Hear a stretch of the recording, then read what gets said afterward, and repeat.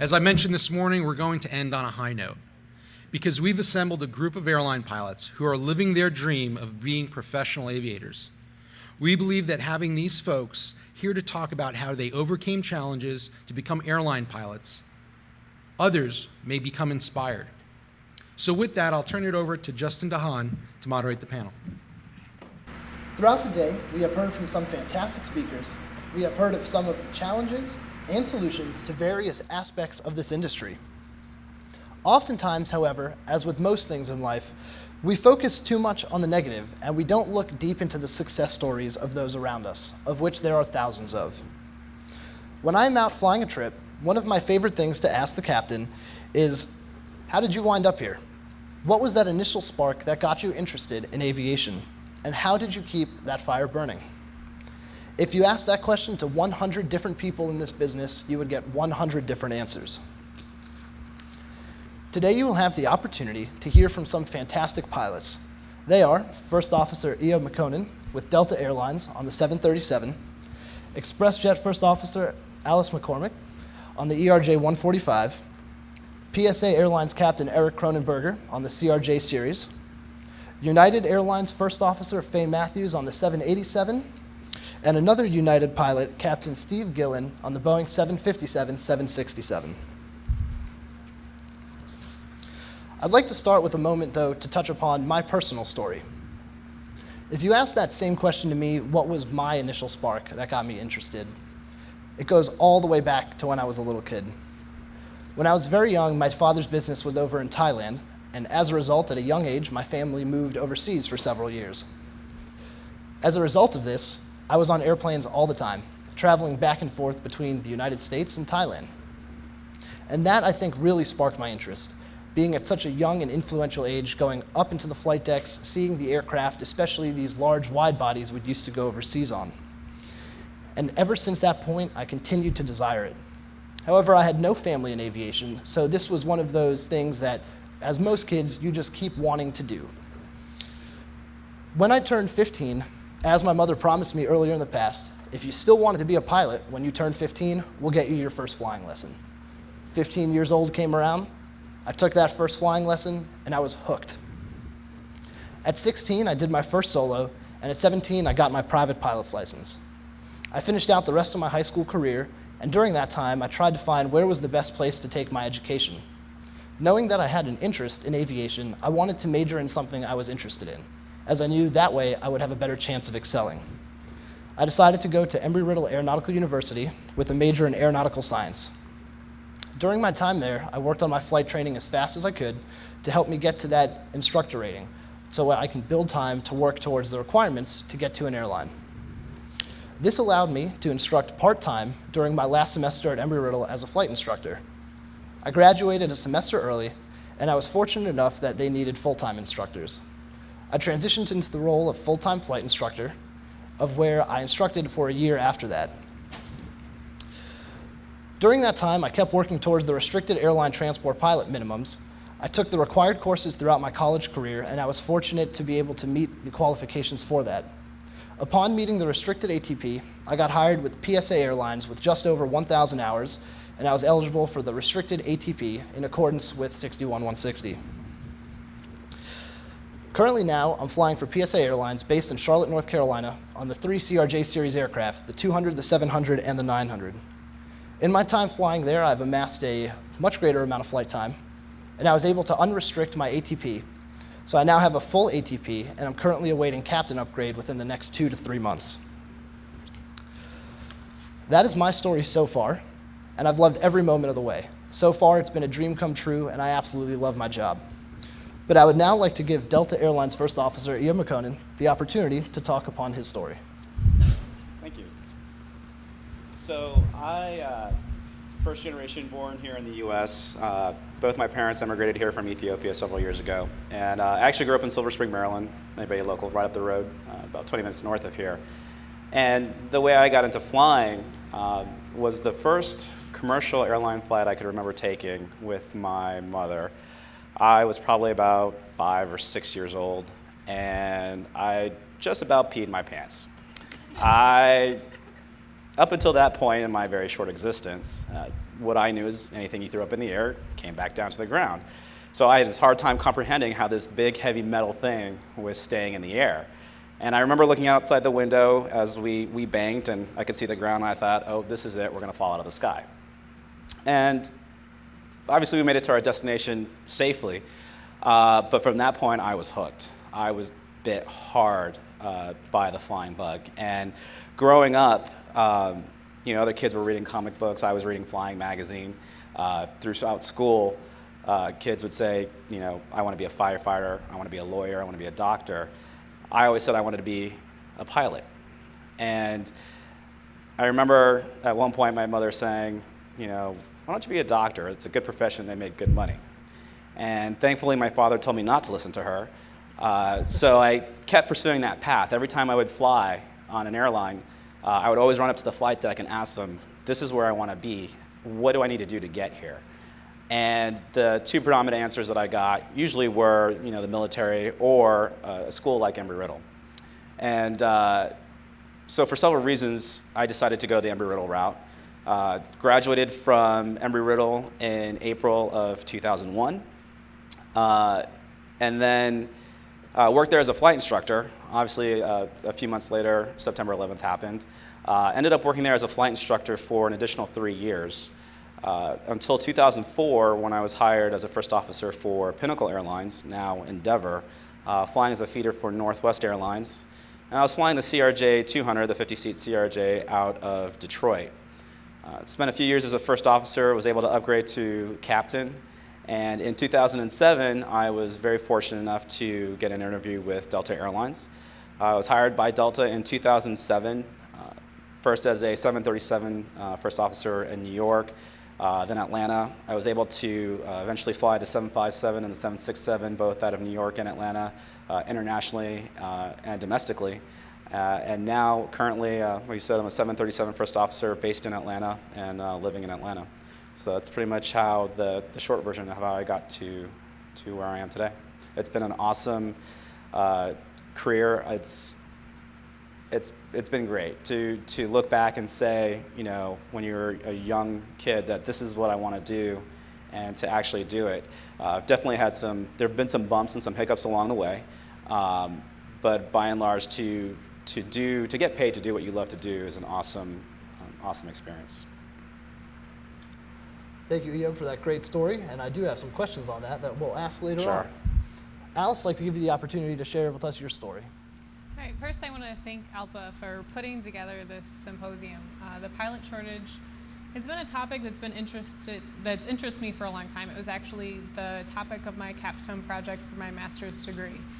To me, it's amazing that this is such an exciting job, and all of us do it because we have a love for flying, and yet we're struggling to get people involved in the profession. My brother is an accountant.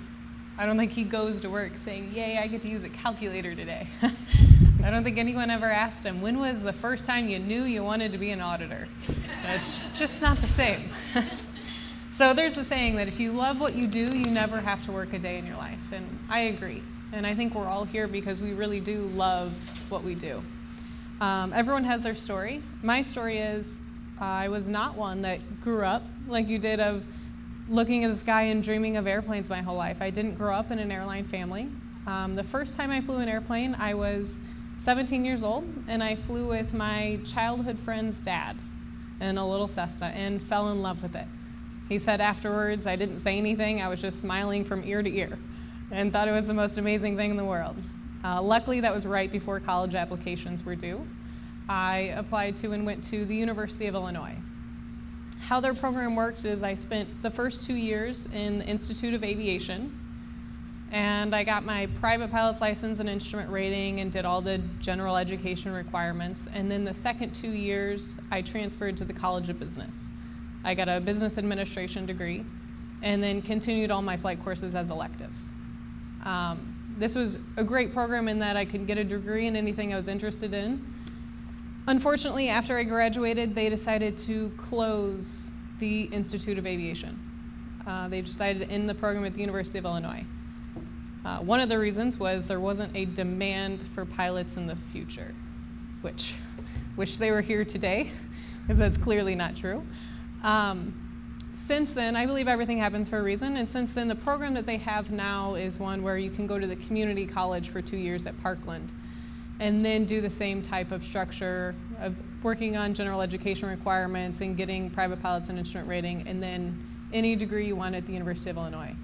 This is definitely a more cost-effective way to do it, being community college rather than a university degree all 4 years, and still the flexibility of getting any degree at the University of Illinois. After graduation, I flight instructed. As we said, many people do. I found that I love teaching. I really enjoyed it. So I went back and got a master's in human resource education, which is a lot of developing training curriculum, and I've been fortunate that I am now a CRM facilitator at ExpressJet and am involved in writing their course development. That was my journey of how I got to be a first officer at ExpressJet. Certainly the journey has been fun, and I've loved it, and it has been a dream come true. There have been difficult times along the way. My first year at ExpressJet, as we've talked about, the pay was not very good.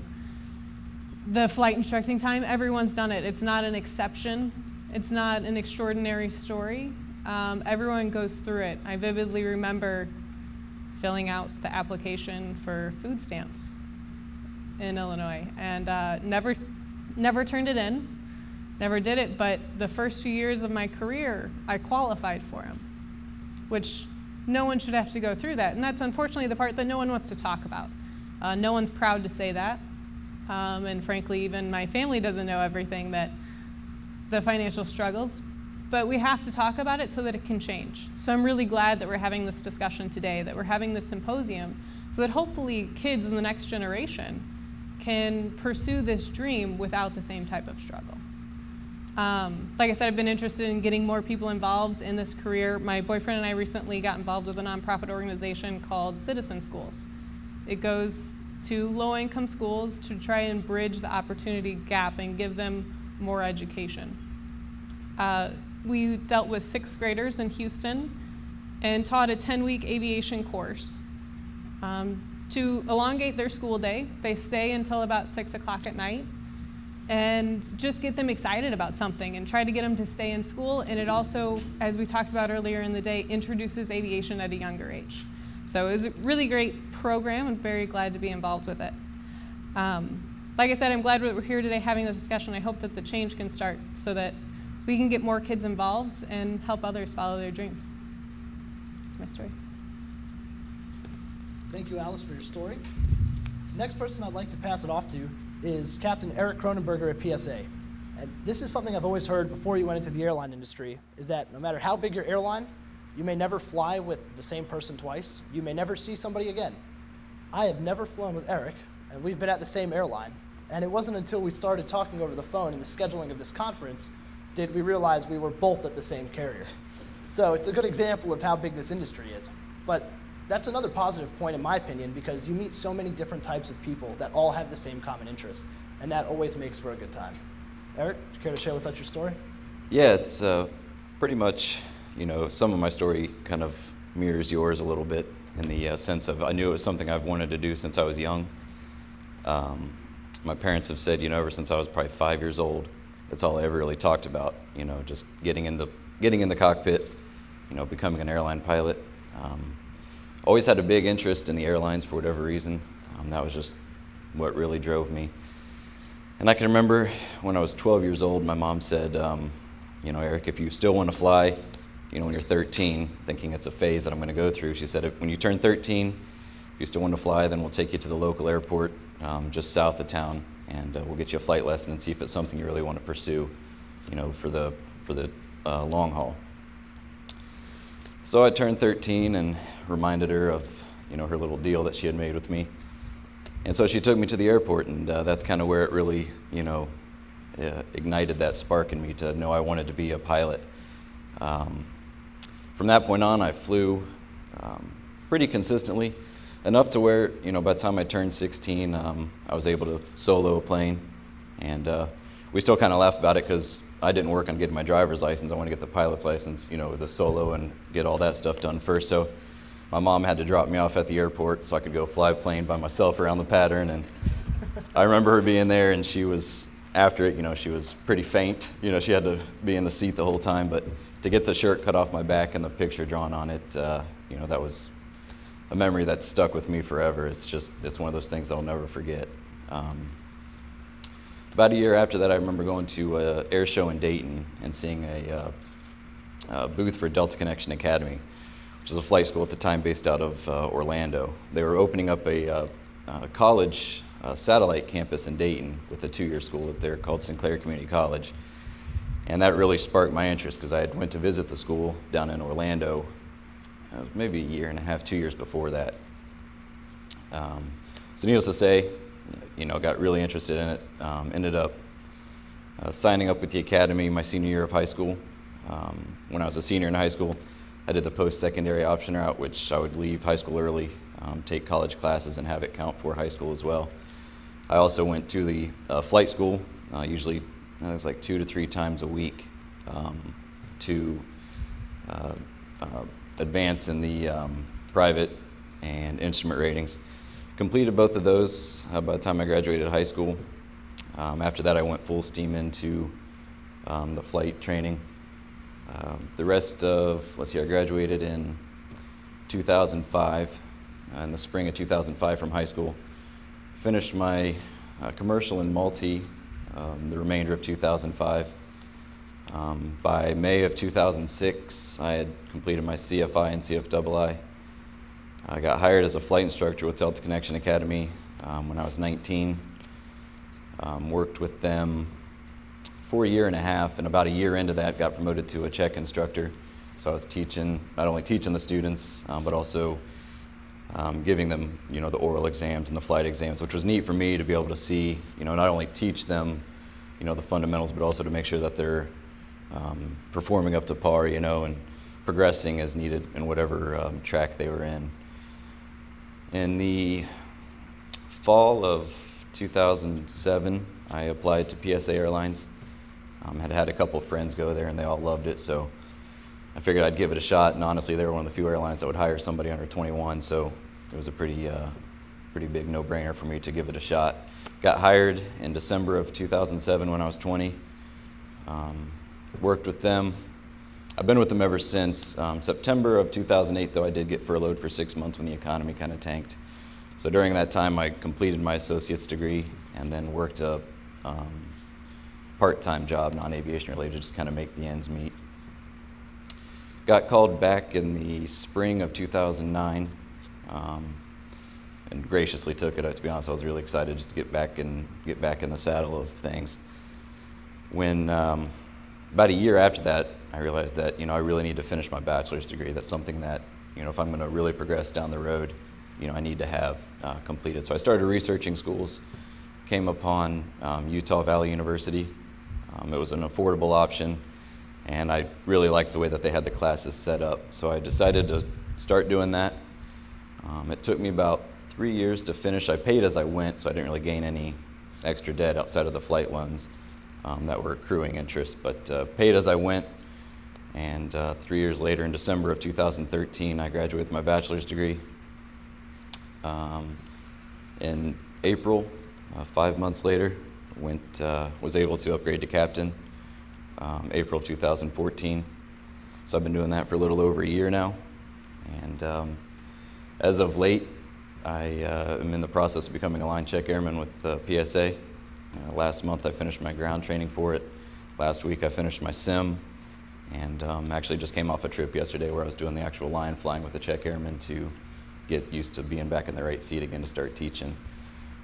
That's kind of been my journey. It's been a little different than the standard route, but looking back, I wouldn't really change anything. I've really enjoyed everything from the very first solo to now having the opportunity to start teaching captains and first officers, and see where it goes from there. So it's a little bit of a different one, but I've enjoyed every minute of it. So. Well, thank you, Eric, for that story. Seems to be one common ground here so far is that every pilot, I've yet to find one that didn't get hooked on their first flying lesson. So if you don't want to get hooked, don't take that first flying lesson. I'd like to now pass it on to Faye to tell us a little bit about her story. Thank you. First of all, I want to thank everyone for this dialogue. It's really opened my eyes. I've learned so much, both from talking with people face-to-face last night and also from the speakers earlier today. It's really opened my eyes, and I appreciate the dialogue, and I'm grateful to be a part of it, so thank you. I'd like to share a little bit about my initial spark, what got me interested in flying, and I'd also like to share a couple of the biggest challenges that I faced, especially in the early years.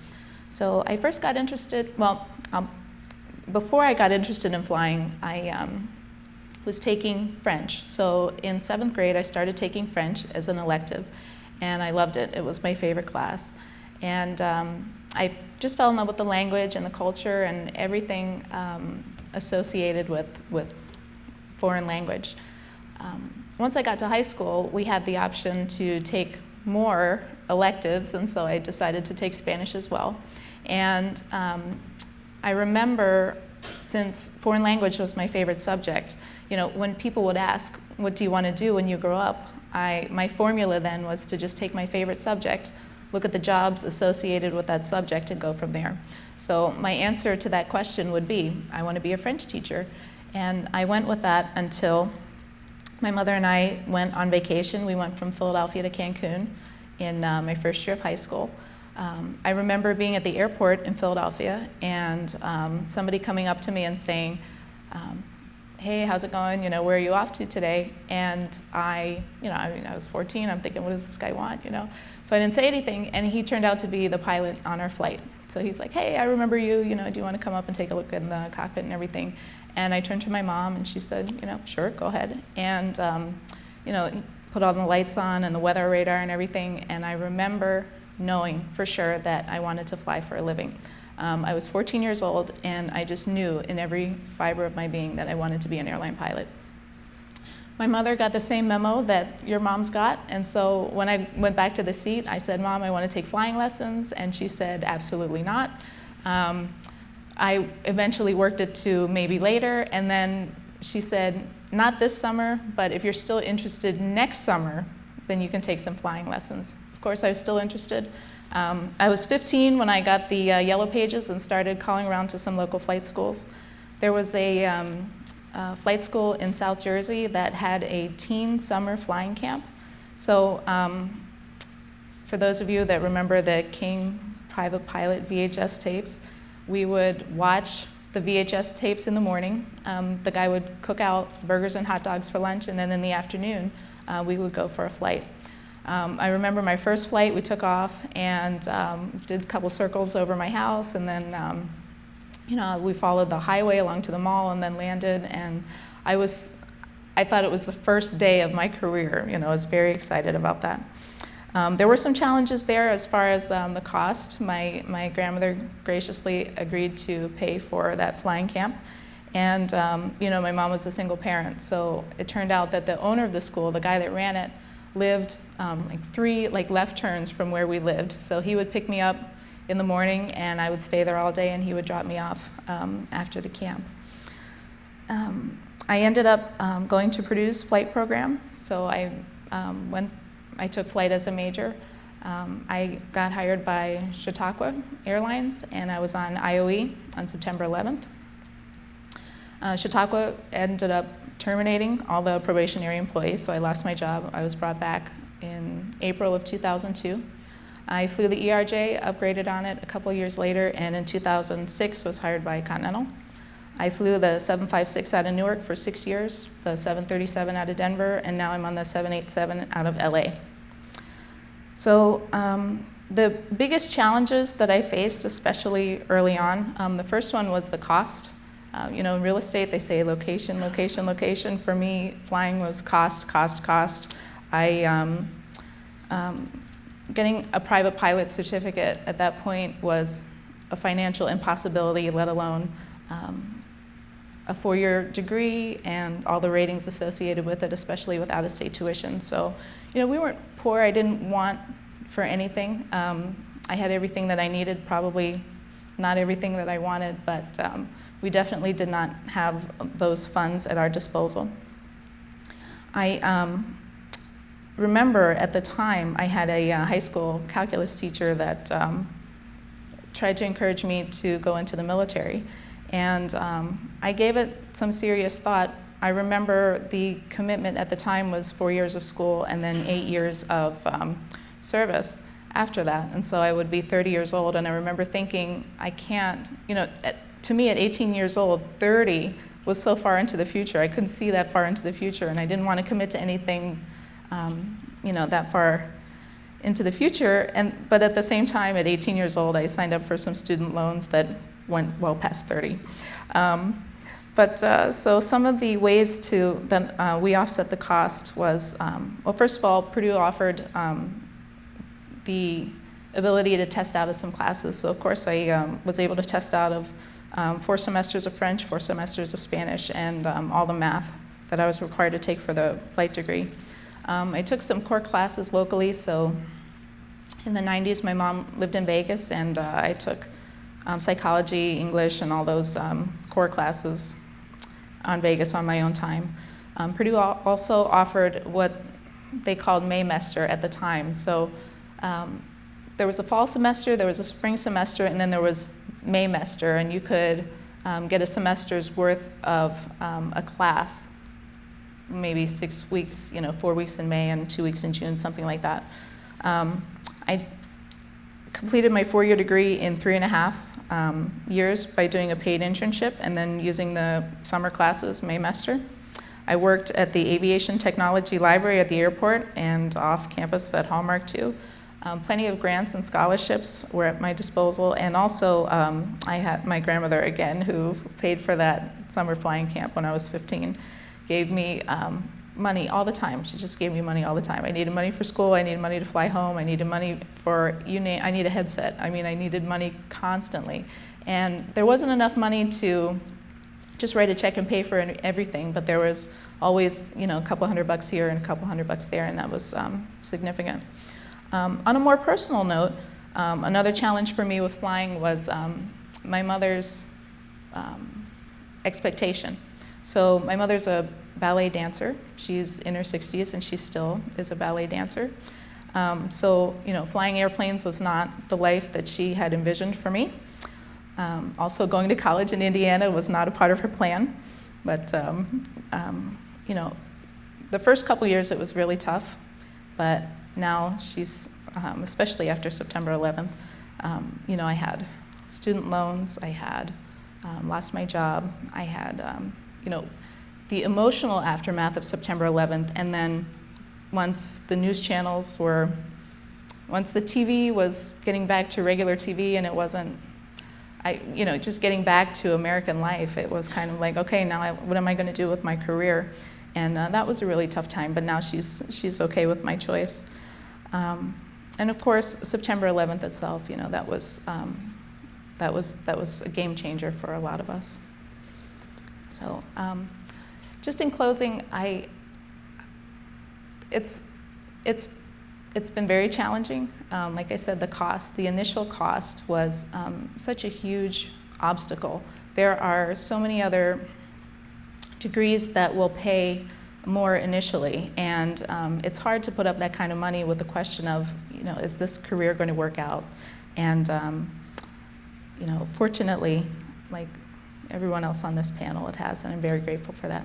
Thank you. Thank you, Faye, for your story.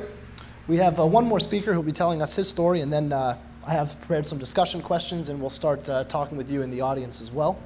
Steve, we'd like to invite you to speak now, please.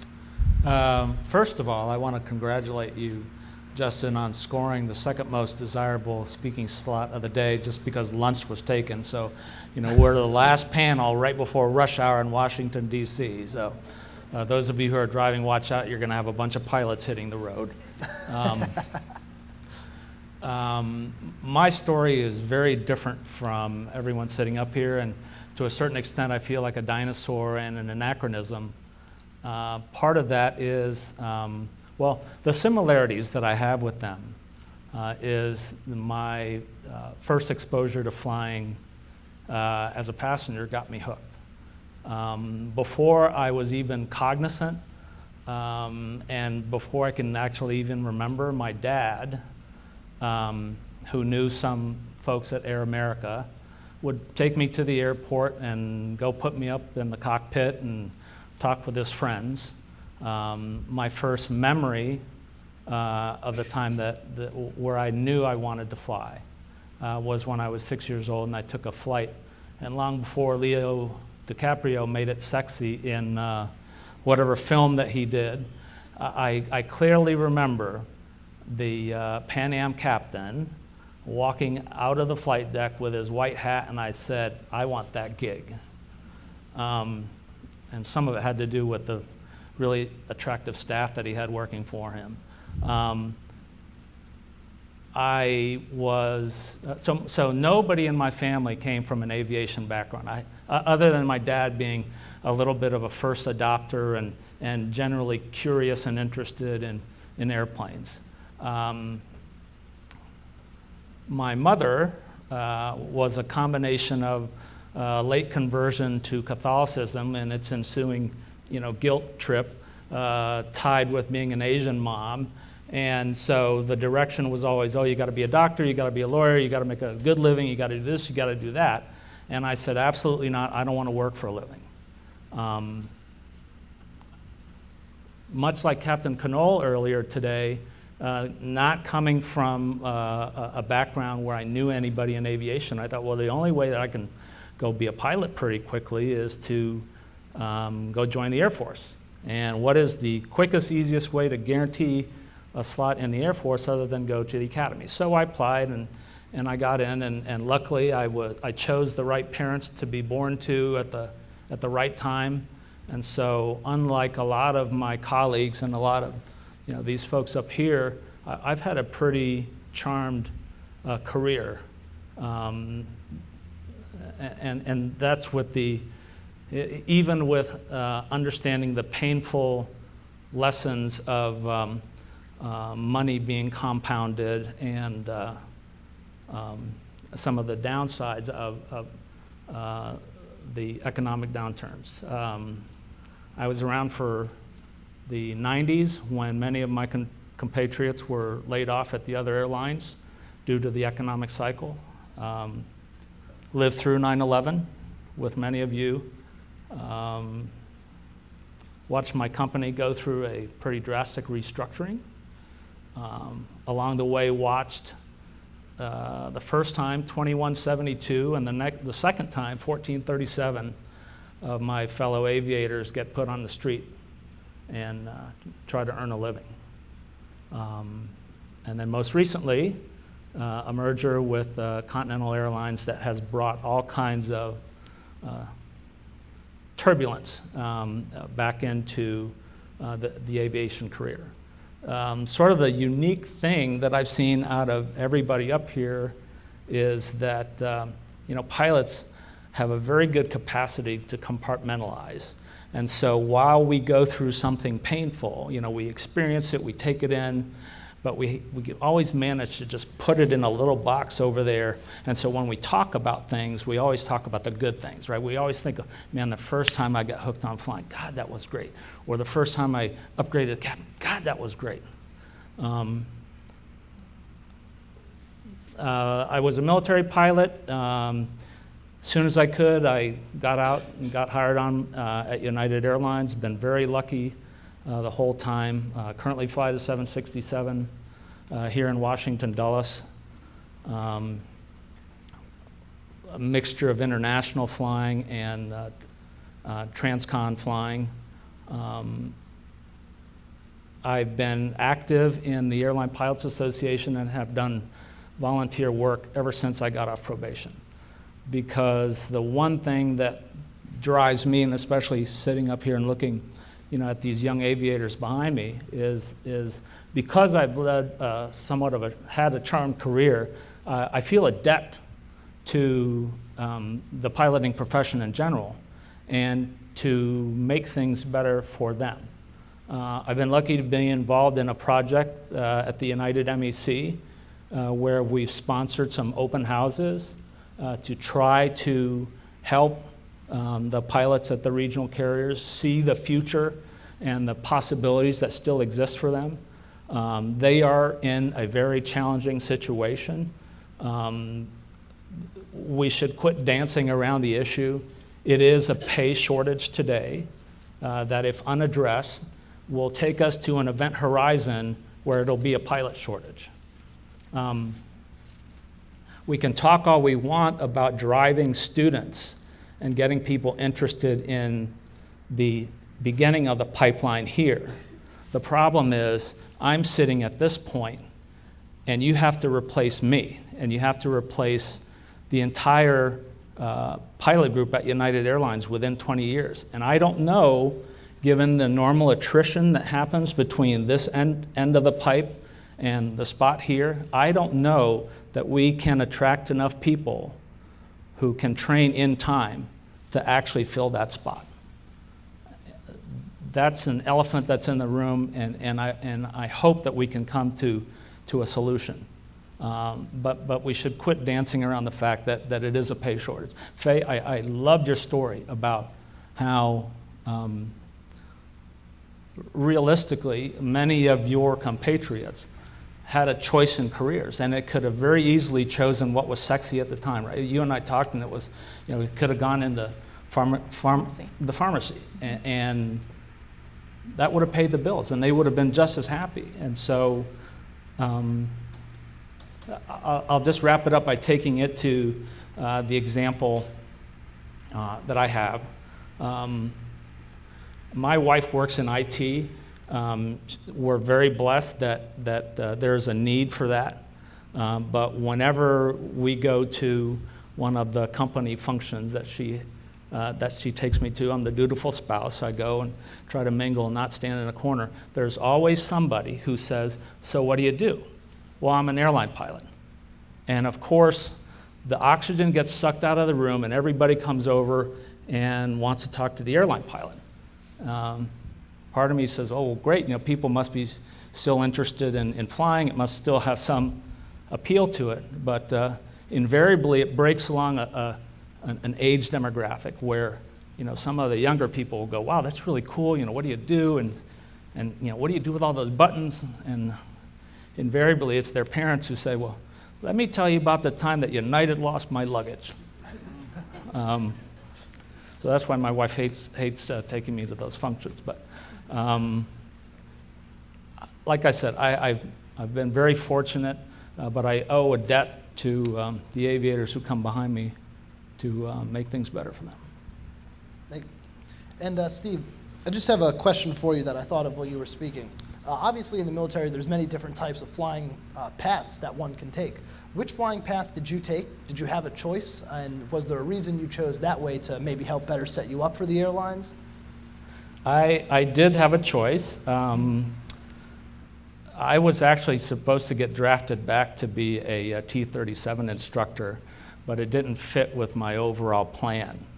Like I told you, when I was 6 years old, I knew that I wanted to be that airline captain. So I chose the transport category. I flew the C-21, which is a military version of the Lear 35. I was out here at Andrews for about 4 years, and then I taught in the airplane until I got out. So I made a very conscious choice that this is where I wanted to be, and everything that I was going to do was going to lead to that place. And I think, again, that's the other commonality with the group of people sitting up here. And having been an interview captain recently for United, that's the one thing that I do see out of the people who are going to be successful candidates, is they're very focused, and they know what the sacrifices are, they know what the costs are that are involved, but they are singularly focused on making it there. And that is,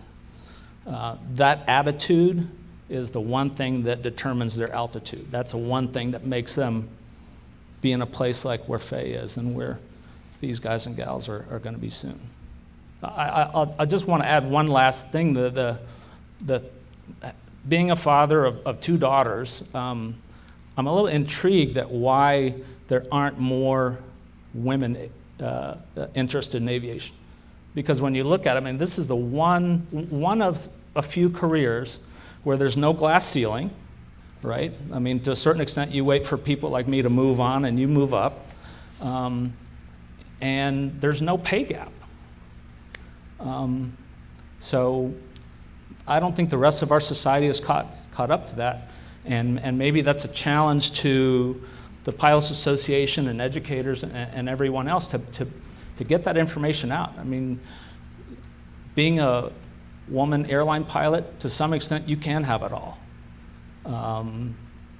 You can have a family, you have the flexible schedule to manage your life, and again, there's no glass ceiling. So that's a challenge for us and the industry and everybody else. And just to segue off of what Steve just mentioned, that's actually one of the questions I had prepared, was I was wondering if Faye and Alice, both of your opinions on, did you find being a female entering this industry, whether from the beginning to where you are now, was a challenge? If so, how did you overcome it? Or if you didn't view it as a challenge, why did you see it that way? What's your take on it? Would you like to go first? Sure. Okay. I don't think it was that much of a challenge. I think most people are very supportive. Surprisingly, there's a lot of people that I get reactions at the airport if I didn't know a woman could be a pilot. Or a little girl, I remember my very first day flying of IOE, a little girl looked around, she goes, Mom, there's a lady pilot. She was amazed that we were capable of being pilots. I think there's still the misunderstanding that it is only a man's profession. And since 95% of pilots are male, there is that big gap. I remember when a passenger got on the plane, and he was probably mid-40s, really nervous flyer, gets on, I fly Embraer 145, so he gets on, this is a really small plane, are you sure it's safe, really nervous, telling the flight attendant, and I turned around to look because I heard what he was saying, and he looked me straight in the eye and went, and turned around and got off the airplane. I was the last straw, young, female, he was out of there. And the captain told the flight attendant I would like to talk to him, and the captain brought him up to the cockpit and said, look, I've been here for 16 years, I have 9,000 hours in this plane, it is a perfectly safe airplane, and convinced him to stay on the airplane. What the guy didn't know, it was day 2 of IOE for me. He had every reason to be nervous about me, I was brand new. But I think, unfortunately, there are always, well, hopefully not always, but there is still the idea that it's a man's job. And as more women get into the industry, hopefully that'll change. But I think majority of people are very supportive. Excellent. Sure. So my experience with that, looking back now, I think my mom did this on purpose, but where I grew up in just outside Philadelphia, it was very common for women to have professional positions.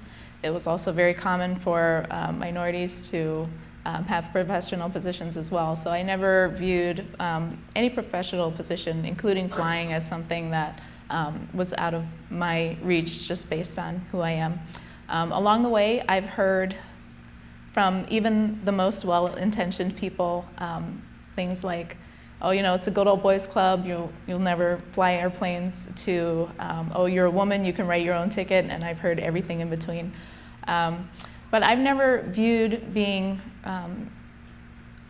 not a white guy as a challenge. I think that even from the beginning, my classes at Purdue, you know, I would have campus classes where I was one of, 400 or 500 students in a lecture hall, and I had the anonymity that went with that. And then I also, starting from my freshman year in college, had classes at the airport where I was, one-on-one with a flight instructor for my private pilot certificate. And, you can't hide behind anything, you can't fake anything, you just are who you are and you do what you do.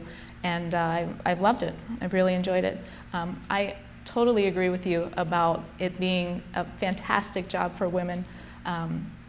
I've gone back to Purdue to speak with the current flight students, and at the end of a talk, the female students will come up to me and say all the things about equal pay. I make the exact same pay that my male counterparts make, and I don't have that as a concern. It's all spelled out in the contract. As far as children go, I have a husband and 2 children. I was able to take maternity leave. I was pregnant with my son when I was Newark-based, and I remember going to the chief pilot's office and saying, how long should I fly? How do I do this? And she's like, well, you can do, whatever you want. And so I had to go back to my doctor and figure it out with my doctor, and whatever I wanted to do, I was approved to do. How many professions can say that? I was able to coordinate my return to work. I took 6 months off. I took 3 months pregnant, and then the first 3 months after my son was born, I was home. I was able to cash in my sick bank, so I was paid, so it was a paid maternity leave. I was Newark-based, so I qualified for a short-term disability. If you're pregnant, it's a disability in New Jersey. So I was able to receive short-term disability then. And again, I coordinated my return to work date with the chief pilot's office. So, there isn't the penalty to take time away from work to have children that there is in other professions. Right now, I'm a wide-body reserve first officer. That means that even though I'm junior on the airplane, I get quite a bit of time at home with my children. We have more than enough to live on now, more than enough money to live on now. And there is, an ability to coordinate my work schedule as far as dropping trips and trading trips so that I'm able to be present for school functions. I remember my son is in preschool.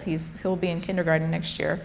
And it was in October where one of the moms came up to me and said, oh, do you work outside the home? Yes, I work as a pilot for United. And she couldn't even believe I had a job because I was dropping him off and picking him up from preschool almost every day.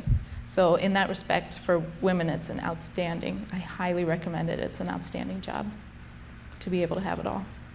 Thank you both of you for your opinion. And I think that's a fantastic outlook on how both really didn't find it as an obstacle. There's no reason why there should be. Everyone, in my opinion, should be able just to do it like everybody else. And I think that's a perfect example and some great motivation for the younger female population out there that is interested in pursuing a career in aviation.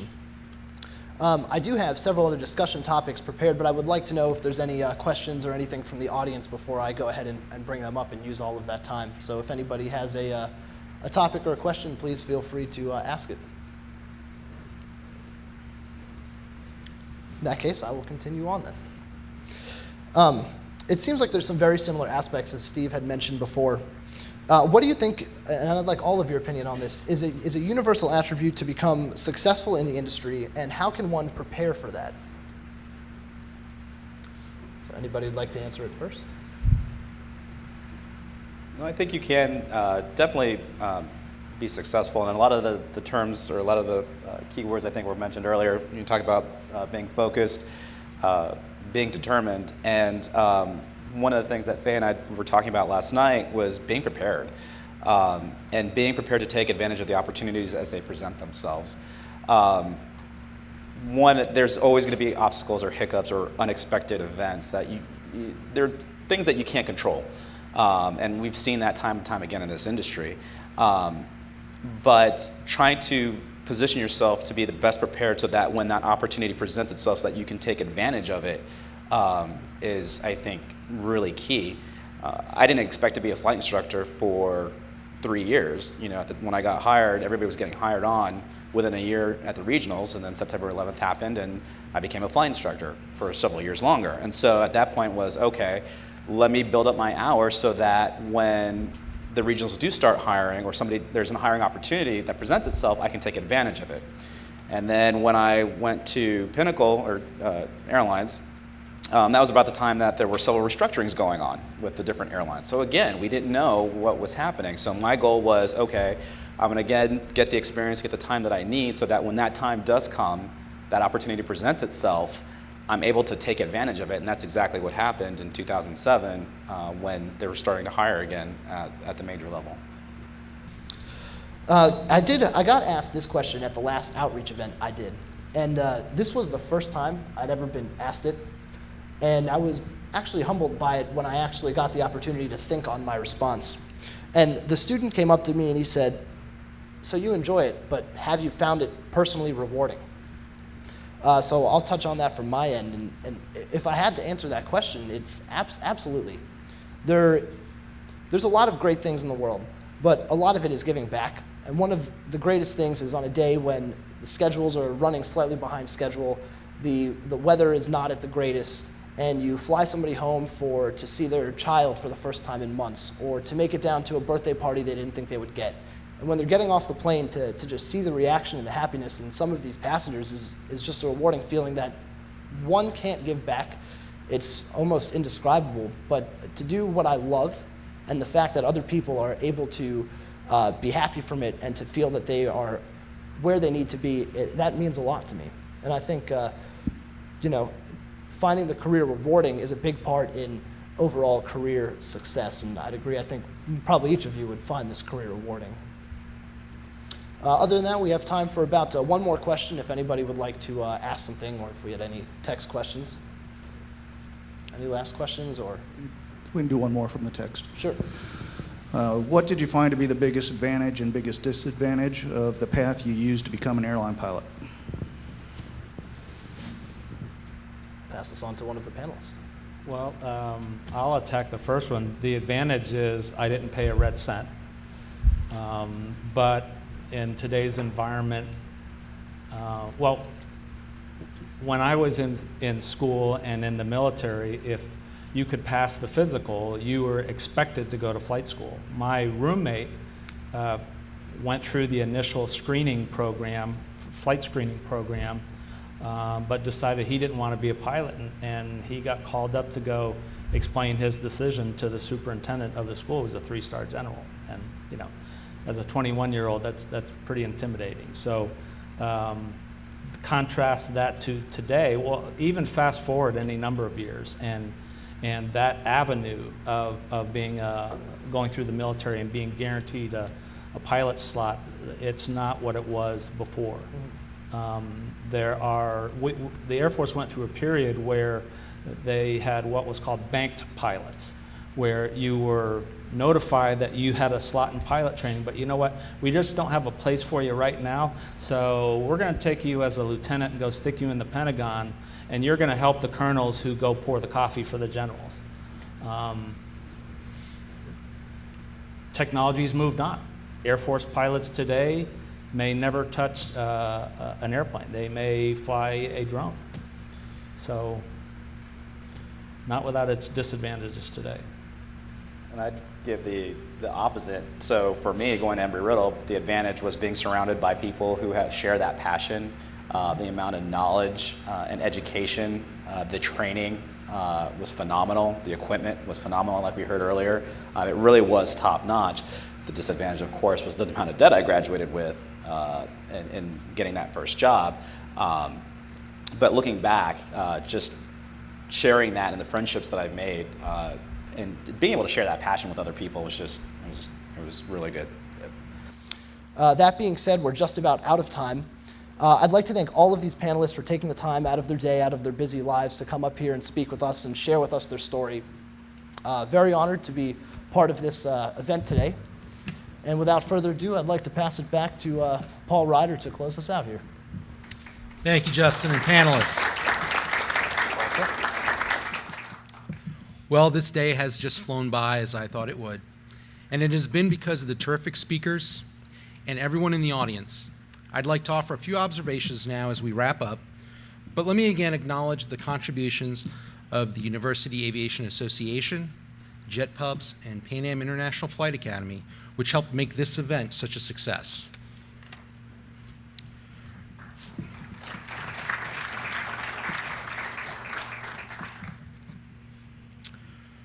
First, we verified that the potential for a genuine pilot shortage in the United States certainly exists. The possible impacts of Boeing's forecast of more than 500,000 additional airline pilots needed from 2014 to 2033, with 88,000 of them here in the US, cannot be ignored or minimized. Those pilot jobs will be filled or airlines will shrink, and the national economy along with it. And we know that airlines are not the only ones competing for each of these pilots. They are also competing with business aviation and fractional ownership operations. Broader yet is the fact that the piloting professional, in general, competes with other professions that may pay more or afford better quality of life. So we have a real challenge to meet going forward. Our first panel discussed the various pathways from high school to cockpit. There are three, the first consisting of Part 61, Part 141 operations, which includes everything from being trained by a flight instructor or friend to a large-scale flight academy. The second is a college or university combined education and flight training, and the third is military flying. All three have benefits and disadvantages compared to the others. So it really is up to the individual as to which path he or she chooses. What's important is that the student knows their options early and is able to use one of them. We heard the importance of ABIT accreditation and the flight colleges and universities and the incredible education that young people can receive at those institutions. A college degree can be a very expensive undertaking, and many young people come out of school owing 6 figures. Some students who are interested in becoming airline pilots cannot afford these loans or don't qualify for them, which is a problem that must be addressed. The military has the world's best flight training programs, and it produces highly qualified aviators, but they aren't able to accept everybody who wants to fly. There are increasing numbers of UAS in the military, so it becomes less reliable as a source for future airline pilots in the numbers that the airlines have previously enjoyed. On our second panel, we heard about the efforts to reach out to young people, to generate interest in aviation careers, the work that Career Eagles program and Experience Aviation are doing is just what's needed to help boost the number of young people who decide an airline pilot career is what's best for them. We just need a lot more of it, and we need to start at the young age to capture kids' attention now. People working with them once we need people working with them once they enter college and universities to mentor them. A collaborative approach with these institutions and the airlines is obviously needed to greater assure the number of pilots we need and all of our success. Our keynote lunch speaker gave us some insights into the scope of the pilot supply issue around the world. It's not just a US problem that compounds the concerns for US because it means that our airlines have to compete with foreign airlines for pilots. As we all know, there isn't always a level playing field. When it comes to the world's airlines, and our pilots can be put at a disadvantage, our airlines can be put at a disadvantage when competing for pilots in the marketplace. The ROI panel revealed some very interesting data about pilot motivations and the strong relationship between compensation and the willingness to accept employment. Students have to be concerned about pilot pay and career progression when they're weighing whether to invest time and money into a flying career. We heard about one major airline's efforts to create greater incentives for pilots to choose flying as a career and the establishment of pathway programs for that purpose. We also learned about the kinds of financial aid that are available or not available. To flight students that need the help, we need to create a stronger pool of pilots by creating a stronger pool of available funding for their flight training. ALPA's views on the ROI question were addressed, which can be summarized as, if you build it, a strong career, they will come. The issue of a pilot career progression is an important one. Starting salaries alone don't tell the whole story. For many pilots, the first airline job flying regional jets can last a long time. And some never do make it to the majors. So to improve pilot supply, employers should build strong career opportunities in-house rather than being content to serve as stepping stones to larger airlines. And lastly, we heard from a few ALPA members who devoted themselves to becoming airline pilots. They came to aviation from different backgrounds via different paths, but they all had passion for aviation in common. This panel demonstrates that becoming an airline pilot is certainly doable for those with the right skill set. The challenge for all of us is to remove the obstacles that may keep others with the right stuff from realizing their dreams. I hope you've enjoyed the conference today as much as I have. We have intended that this be a time together at improving and collaborating between ALPA, the airlines, academia, and other interested parties. And I believe that everyone came here with that desire. ALPA is striving to improve the pilot supply, and we want to do more. Please do not hesitate to let us know how we may work together on this mutual goal. Again, thank you very much for your participation, for taking the time to join us today, and travel safe.